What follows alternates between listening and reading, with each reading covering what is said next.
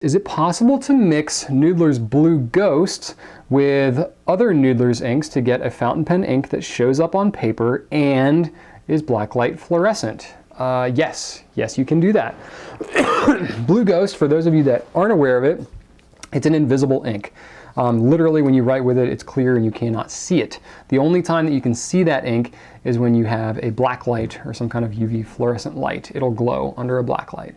Why would you need that? Well, there's lots of reasons. You could have a lot of fun with that, but there's two main reasons. One is if you want to write basically secret messages, you can do that.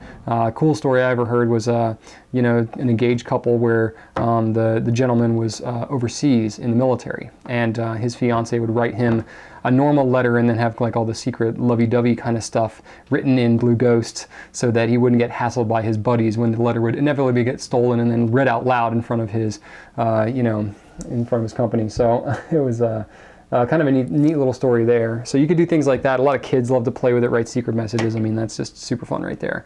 But the other benefit to Blue Ghost is for, and I think this might even be part of Nathan's original intention when he created the ink, is for fraud resistance, because you have a Blue Ghost. It's UV fluorescent, that's true. It's also bulletproof, so it's a permanent ink. So you can mix it with a non-permanent ink and it can give you permanent qualities to it. Mainly, okay, so you can't really like see the permanent qualities, because if you're mixing, just in general, if you're mixing a bulletproof or a permanent ink with a non-permanent ink, then when you wash it, the non-permanent ink will completely wash away and all that will be left behind is the permanent one. That's why some of the inks that you see that are like semi-permanent, or like some of the color will wash away but other colors will stay. That's because certain dye components within that individual ink are permanent and others are not. Case in point, Liberty's Elysium, the one that I helped develop, that's like the shade of blue that's like of these walls here.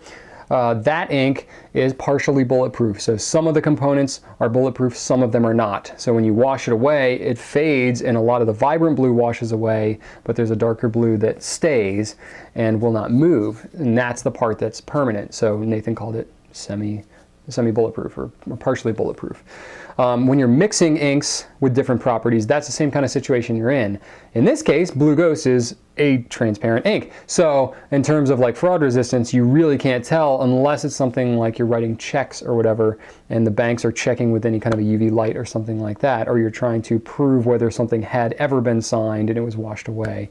That Blue Ghost will stay behind and will give you proof that yes, that person did actually sign their signature and then they tried to wash it away. So that's something that you can check out there. So yeah, you can go nuts and have a lot of fun with the Blue Ghost. The one thing that I will say is if you're mixing it, just like the mixing of the properties, you're mixing of the colors too. So if you're mixing any colors together, you're always going to get a blend of whatever it looks like. So if you're using something that isn't UV fluorescent and you're mixing a UV fluorescent ink into it, it's not going to fluoresce as much as it would if it was just that fluorescent ink. So the Blue Ghost is going to really pop on the black light.